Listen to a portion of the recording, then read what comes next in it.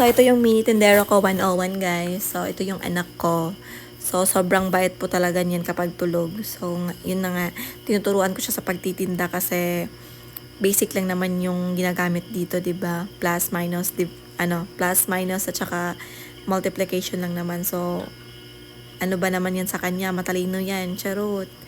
So, yun na nga, kahapon nakapagbili ako ng groceries kasi nagpunta ako ng city kasi nga nag-deliver ako ng sabon ng Alogay.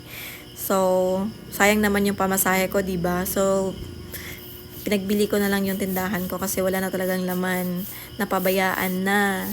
So, itong anak kong ito, siya yung nakareto dito sa pagtitinda. Minsan hindi na nga nagsasabi kung ano yung mga kulang-kulang dito.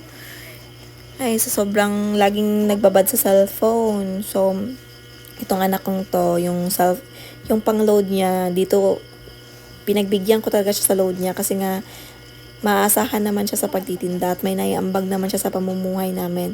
Hindi naman pwede yung manghihingi ka na lang ng walang kapalit.